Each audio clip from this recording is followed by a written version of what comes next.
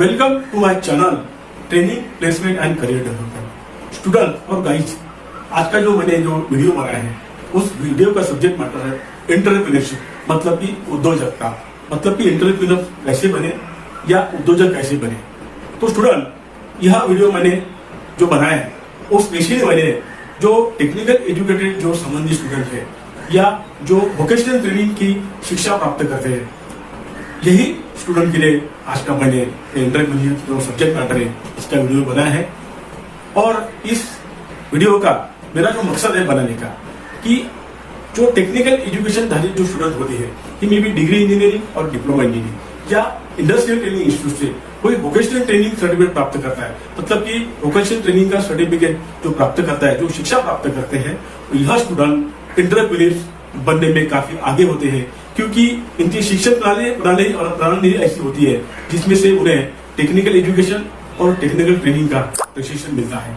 हमारे देश में हमने यह भी देखा है कि नॉन टेक्निकल धारित जो स्टूडेंट होते हैं उससे यह टेक्निकल धारित जो स्टूडेंट होते हैं यह एंटरप्रेन्योर्स बनने में काफी सक्सेस होते हैं।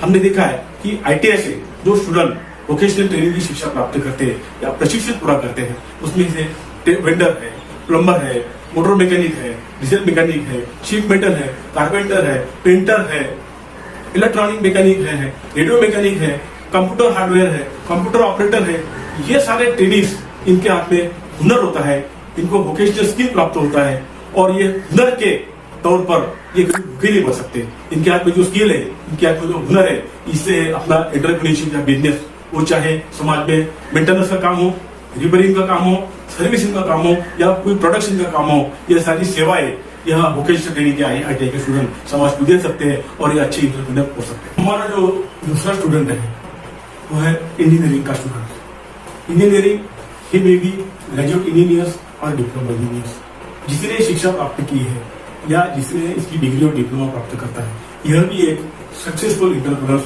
हो सकता है, क्योंकि इंजीनियरिंग एजुकेशन यह ऐसी शिक्षा की धारा है जिसमें साइंस का एप्लीकेशन होता है और इस इंजीनियरिंग एजुकेशन में मैथमेटिक्स, टेक्नोलॉजी और साइंस का भी अंतर्भाव है। इस इंजीनियरिंग एजुकेशन में आपको जो खोज करने की आपकी क्षमता बढ़ती है, किस बात की खोज करने की क्षमता बढ़ती है, तो आपको प्रक्रिया करने की, आपको उसको विकसित करने की, किसी चीज को डिजाइन करने की, किसी मशीन को बनाए रखने की, सॉफ्टवेयर और हार्डवेयर का प्रक्रिया और प्रणाली की खोज करने की आपको शिक्षा इस इंजीनियरिंग एजुकेशन में प्राप्त होती है। और इसी शिक्षा के आधार पर आप अपना बिजनेस जो टेक्नोलॉजी के आधार पर आप शुरू कर सकते हैं, उसमें आपको काफी उसके लिए समर्थन और अच्छा साथ मिल सकता है इस एजुकेशन का। इसलिए इंजीनियरिंग स्टूडेंट भी एक अच्छा एंटरप्रेन्योर हो सकते हैं, क्योंकि उनकी शिक्षा ही उस आधार पर बनी है। जो सब्जेक्ट मैटर है हमारा वो है एंटरप्रेन्योरशिप, और इस एंटरप्रेन्योरशिप के सब्जेक्ट मैटर में जो पहला मुद्दा है उस पहले मुद्दे की मैं आपको इन्फॉर्मेशन देने जा रहा हूँ। यह हमारा पहला मुद्दा है, what is mean by entrepreneurs. Entrepreneurs किसे कहते हैं? तो एंटरप्रेन्योर्स या ऐसा व्यक्ति होता है जो बिजनेस सेटअप करता है या बिजनेस स्टार्ट करता है। बिजनेस किससे स्टार्ट करता है? नफा करने की आशाओं में, और इस नफा करने की आशाओं में वो फाइनेंशियल रिस्क भी लेने की क्षमता रखता है। और इस बिजनेस के काम में अगर कोई कठिनाई है और कोई डिफिकल्टीज आती है तो उस चुनौतियों का भी सामना करने की क्षमता रखता है, चुनौतियां स्वीकार करते हैं, उसे बोलते हैं एंटरप्रेन्योर्स।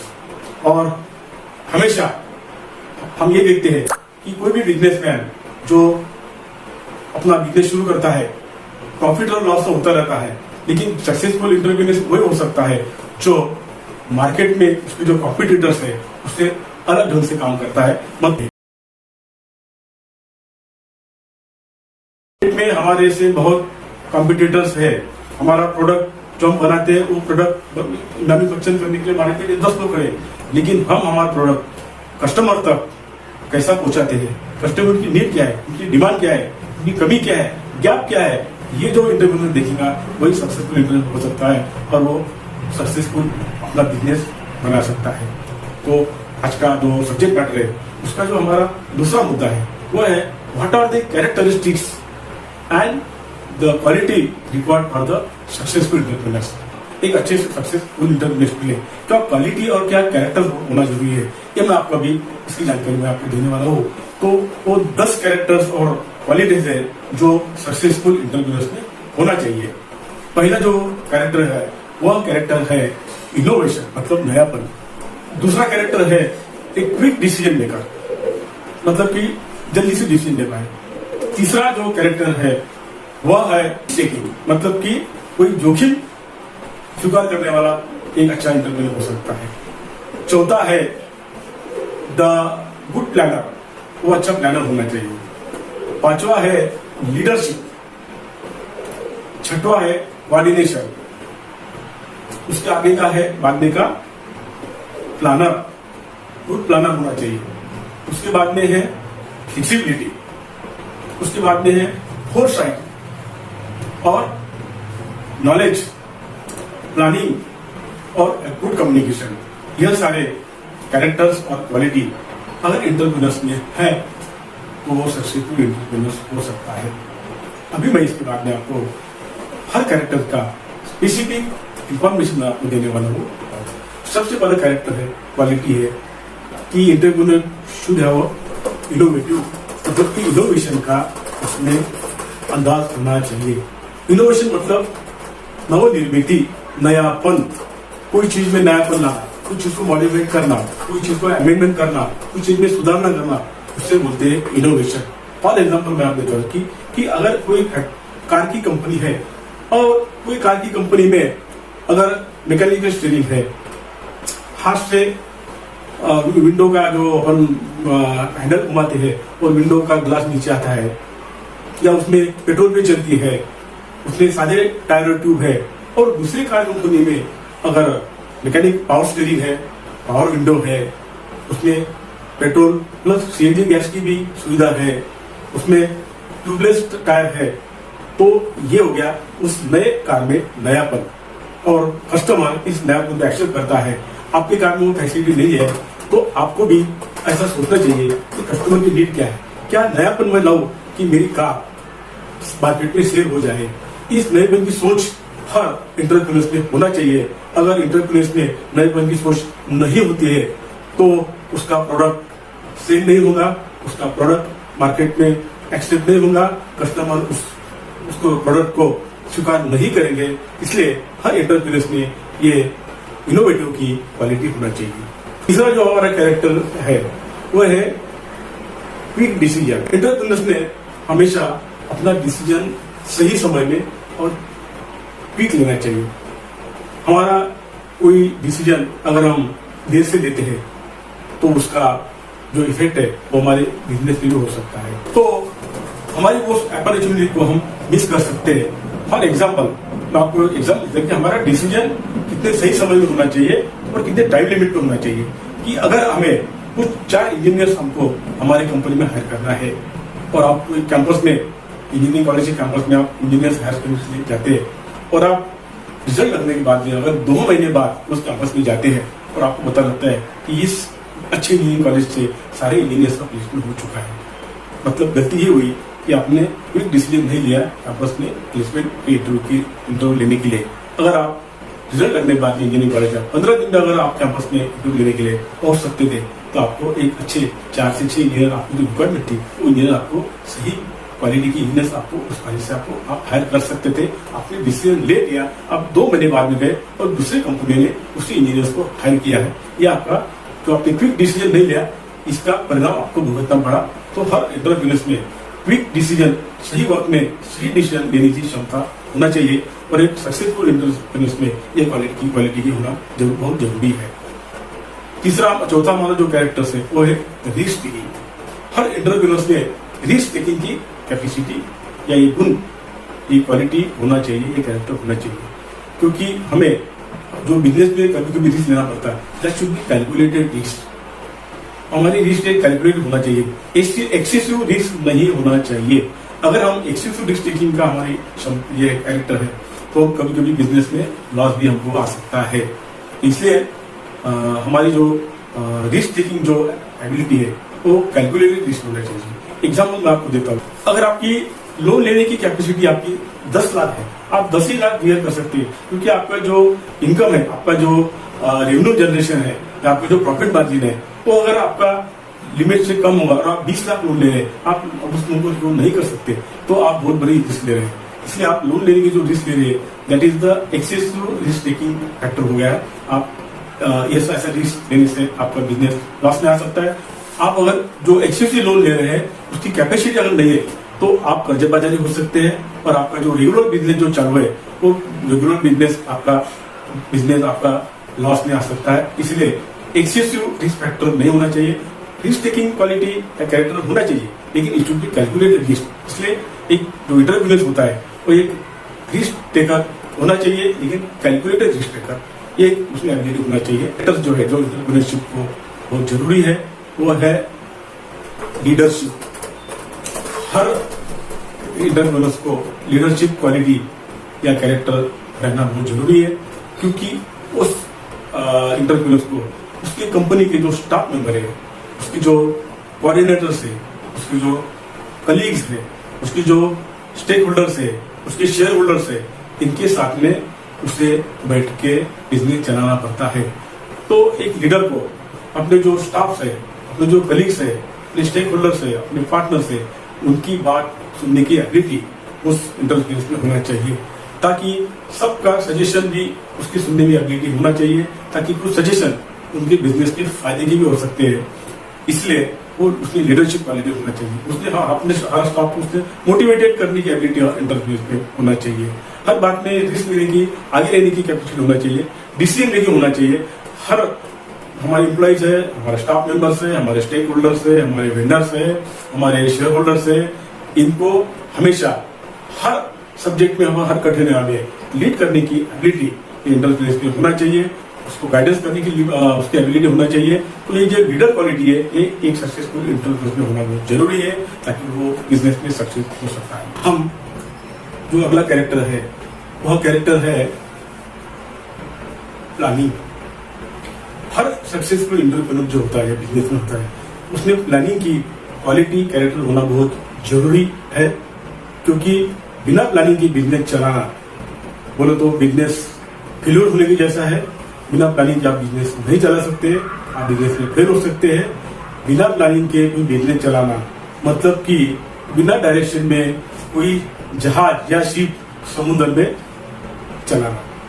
अगर समुद्र में कोई शिप में अगर कोई डायरेक्शन नहीं है, प्लानिंग का कोई डायरेक्शन नहीं है, तो आप सही डेस्टिनेशन पे नहीं पहुंचेंगे, आप सही टारगेट पे नहीं पहुंचेंगे। मतलब कि विदाउट प्लानिंग आप कोई भी बिजनेस सक्सेस नहीं कर सकते। इसलिए मैं आपको एग्जाम्पल देता हूँ प्लानिंग का। अगर कोई कंपनी को एक बड़ा ऑर्डर मिलता है, अगर एक कंपनी को 15,000 कूलर्स तैयार करने का अगर कॉन्ट्रैक्ट मिलता है और उसको एक ही महीने का अगर टाइम लिमिट है, तो आपको 15,000 कूलर बनाने के लिए आपके पास में कैपिटल है, उसका आपको प्लानिंग करना पड़ेगा। आपको 15,000 कूलर एक महीने में बनाने के लिए आपके पास में स्किल मैन पावर है, इसका आपको प्लानिंग करना पड़ेगा। आपको कूलर बनाने के लिए प्रॉपर मशीनरी उपलब्ध है, उस क्वालिटी की मशीन आपके पास में है जो आपका प्रोडक्शन करेंगे। आपके पास में फाइनेंस है जो आपको रेंट पर या आपको उधारी पर आपको मटेरियल लेना पड़ेगा।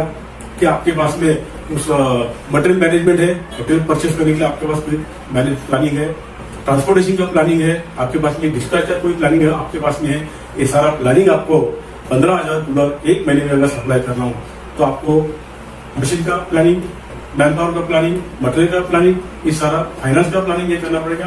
तो आप प्लानिंग करेंगे तो आप टाइम लिमिट कर वो ऑर्डर डिस्पैच कर सकते हैं और आप वो ऑर्डर में सक्सेस हो सकते हैं। अगर आपने प्रॉपर प्लानिंग नहीं किया तो आप वो सप्लाई जो आपको ऑर्डर मिले वो सही टाइम लिमिट में आपको नहीं पहुंचा सकते और आप बिजनेस से कवर हो सकते हैं। इसलिए प्लानिंग एक बहुत बड़ा कैरेक्टरिस्टिक है। अगला जो कैरेक्टर है वो है coordination.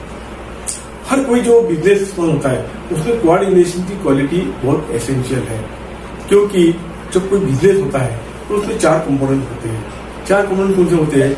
Land, man power, asset and entrepreneurs. मतलब कि जो 4 जो कंपोनेंट्स है, तो उसमें जो 3 कंपोनेंट है, लेबर, लैंड एंड असेट, इसको तो एंटरप्रेन्योर्स कोऑर्डिनेट करता है, इसको एंटरप्रेन्योर मॉनिटर करता है। तो ये तीनों जो डिपार्टमेंट है, ये तीनों डिपार्टमेंट पर एंटरप्रेन्योर्स का कोऑर्डिनेशन होना चाहिए। अगर एंटरप्रेन्योर्स का अगर तीनों डिपार्टमेंट पर कोऑर्डिनेशन नहीं है तो आपका बिजनेस सक्सेस नहीं हो सकता है। इसलिए कोऑर्डिनेशन एक बहुत बड़ा कैरेक्टरिस्टिक एंटरप्रेन्योर्स में होना चाहिए सक्सेसफुल बिजनेस करने के लिए। मैं आपको कोऑर्डिनेशन का बहुत एक सिंपल एग्जांपल देता हूँ कि एक फैमिली होती है और उस फैमिली में 4 मेंबर होते हैं। 4 मेंबर, एक पिताजी, माता, एक बहन और एक लड़का होता है।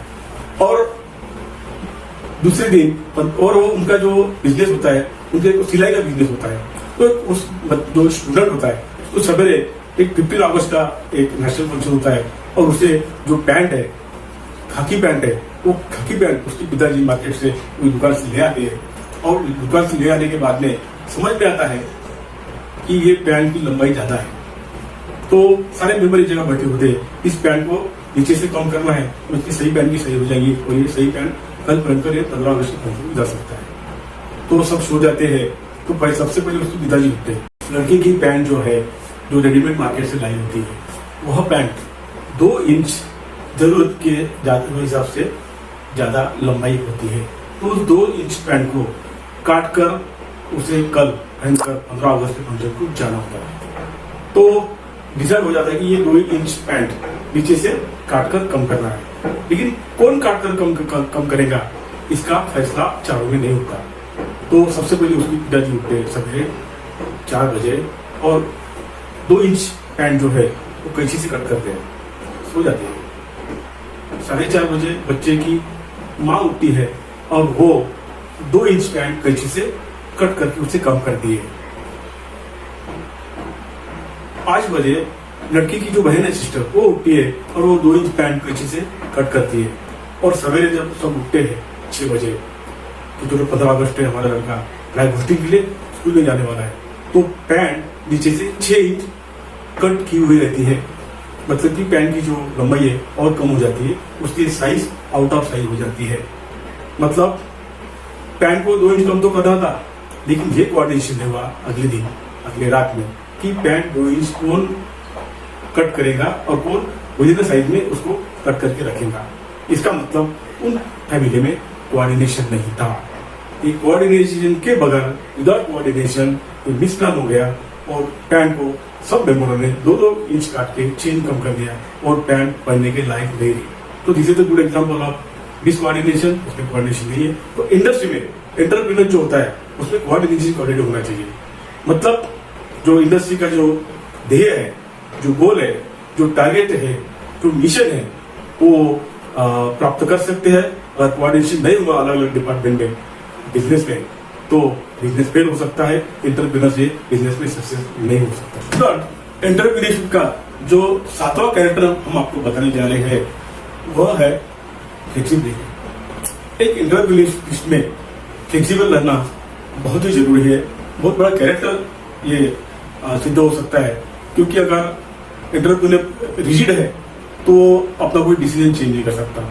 हमारे पास में हर काम का, हमारे बिजनेस की जो रिलेटेड है, उसके पास में ABC ऐसे ABC प्लान होना चाहिए। अगर A प्लान हो जाए तो हम B प्लान को ऑपरेट करेंगे, B प्लान फेल हो गया तो हम C प्लान ऑपरेट करेंगे। ये flexibility, change of decision, change of action, ये एंटरप्रेन्योर में होना चाहिए और रिजिड होना चाहिए।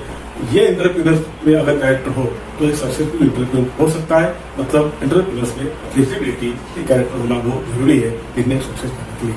8वां जो कैरेक्टर है वो है फोरसाइट। फोरसाइट मतलब कि आगे की सोच रखने वाला। मतलब कि हमारे बिजनेस में फ्यूचर में क्या बदलाव आने वाले हैं, बिजनेस के रिलेटेड जो इकोनॉमी है उसमें क्या बदलाव आने वाले हैं, बिजनेस के रिलेटेड जो टेक्नोलॉजी है उसमें क्या बदलाव आने वाले हैं। यह सक्सेसफुल एंटरप्रेन्योर जो है वो एक आगे की सोच रखता है, उसे बोलते हैं कि फोरसाइट। और जो फोरसाइट का जो बिजनेसमैन होता है, जो आगे की सोच रखता है, वो एक सक्सेसफुल बिजनेसमैन हो सकता है। ये सोच जो बिजनेसमैन में होती है, वो आगे के जो मौके हैं वो मौके को कैच करता है, उस मौके को स्पॉट करता है और वो बिजनेस पे एक फर्स्ट मोर एडवांटेजर बनता है और उसे कोई कॉम्पिटिटर नहीं रहता है। इसलिए एक सक्सेसफुल एंटरप्रेन्योर ये इसको फोरसाइट का जो कैरेक्टर है ये होना बहुत जरूरी होता है, तो एक अच्छा सक्सेसफुल एंटरप्रेन्योर हो सकता है। हमारा आज का जो 9वां कैरेक्टर है जिसके बारे में हम आपको इंफॉर्मेशन दे रहे हैं, वह है नॉलेज। एक सक्सेसफुल जो बिजनेसमैन होता है, जो एंटरप्रेन्योर होता है, उसको अच्छी खासी नॉलेज होना चाहिए। अपने बिजनेस के बारे में उसे नॉलेज होना चाहिए। बिजनेस के रिलेटेड जो इकोनॉमी है, बिजनेस का एनवायरमेंट है, बिजनेस में की अपॉर्चुनिटीज है, और बिजनेस का जो लॉ है, बिजनेस में कोई लॉ चेंज हो रहा है फ्यूचर में, उसका उसको नॉलेज होना चाहिए। बिजनेस का इन्वायरमेंट कैसा चेंज होने वाला है, कैसा इन्वायरमेंट रहना है फ्यूचर में, इसका उसको नॉलेज होना चाहिए। और बिजनेस के रिलेटेड में गवर्नमेंट की कोई पॉलिसी चेंज हो रही है, इसका भी नॉलेज एक सक्सेसफुल एंटरप्रेन्योर को होना चाहिए। और बिजनेस के रिलेटेड बजट जो आगे का आने वाला है गवर्नमेंट का, उस बजट में हमारे बिजनेस के रिलेटेड क्या अच्छी बातें, प्लस और माइनस बातें, इसका भी नॉलेज एक सक्सेसफुल एंटरप्रेन्योर को होना चाहिए। अगर ये नॉलेज, इस टाइप का नॉलेज एक एंटरप्रेन्योर में नहीं होगा तो सक्सेसफुल एंटरप्रेन्योर नहीं हो सकता। एक सक्सेसफुल एंटरप्रेन्योर में नॉलेज ही कैरेक्टर होना बहुत जरूरी है। एक जो एंटरप्रेन्योर होता है उसे काफी लोगों से संवाद करना पड़ता है, मतलब कि उसके असिस्टेंट है, स्टाफ है, स्टेक होल्डर्स है, शेयर होल्डर्स है, वेंडर्स है, उसके पार्टनर्स है, जो उनके सप्लायर्स है, इन सबके साथ में उनको बातचीत करना पड़ता है, मीटिंग करना पड़ता है, डिस्कशन करना पड़ता है। तो एक अच्छा कम्युनिकेशन एंटरप्रेन्योर्स का होना अच्छा जरूरी है, ताकि कम्युनिकेशन का जो स्किल है, जो संवाद कौशल है, उससे बिजनेस में अच्छा ग्रोथ मिल सकता है। और एक एंटरप्रेन्योर्स में अच्छा कम्युनिकेशन स्किल है जो सबको जोड़ सके, सबसे अच्छी बातचीत कर सके, एक अच्छी कम्युनिकेशन की लिंक पैदा कर सके, और उसमें रिजल्ट ओरिएंटेड कोई काम बिजनेस के लिए उसका फायदा हो जाए, ऐसा स्किल एंटरप्रेन्योर्स में हो तो बिजनेस सक्सेस हो सकता है। एक एंटरप्रेन्योर्स में एक अच्छा कम्युनिकेशन स्किल, कौशल संवाद का कैरेक्टर होना बहुत ही जरूरी है। तो आज मैंने आपको एंटरप्रेन्योरशिप के सब्जेक्ट मैटर पर इंफॉर्मेशन दी है कि एक इंजीनियर्स, ही में भी डिग्री और डिप्लोमा इंजीनियर्स, वो अपने टेक्निकल नॉलेज के आधार पर, अपनी जो टेक्निकल पढ़ाई है, टेक्नोलॉजी की पढ़ाई है, उसके आधार पर, और जो 10 क्वालिटी मैंने बताया, 10 गुड कैरेक्टरिस्टिक्स बताया एंटरप्रेन्योर्स के लिए, वो अगर गेन करता है, उसने अगर वो हासिल करता है, उसको अगर विकसित करता है, तो एक अच्छा एंटरप्रेन्योर, एक इंजीनियर बन सकता है। इसके साथ इंडस्ट्रियल ट्रेनिंग इंस्टीट्यूट का जो स्टूडेंट्स है, ट्रेनी है, जो कोई ट्रेड, वोकेशनल ट्रेनिंग का ट्रेड पास करता है और उसके हाथ में एक टेक्निकल स्किल का हुनर आता है, एक वोकेशनल स्किल उसको पढ़ाया जाता है, और वो हुनर और स्किल के आधार पर वो भी अच्छा एक एंटरप्रेन्योर बन सकता है। इसके लिए जरूरी है एंटरप्रेन्योर बनने के लिए काफी कष्ट, मेहनत और लगन की, और उसके साथ में अपना आत्मविश्वास बनाए रखने की कि भाई एक सक्सेसफुल एंटरप्रेन्योर हो सकता है। और इसी आधार पर एक इंजीनियर और एक आईटी ट्रेनी एक अच्छा बिजनेसमैन और एंटरप्रेन्योर बन सकता है। और आज का वीडियो हम यही समाप्त करते हैं। इस वीडियो में और आपको कुछ एडिशनल इंफॉर्मेशन होगी, कुछ आपको कुछ आइडियाज आपकी क्लियर नहीं होंगे, तो आप मेरे कमेंट बॉक्स पर कमेंट कर सकते हैं और मुझे सवाल पूछते हैं। हर सवाल का जवाब हम आपको कमेंट बॉक्स पर भेजेंगे। Thank you very much, have a nice day, thank you, okay, bye.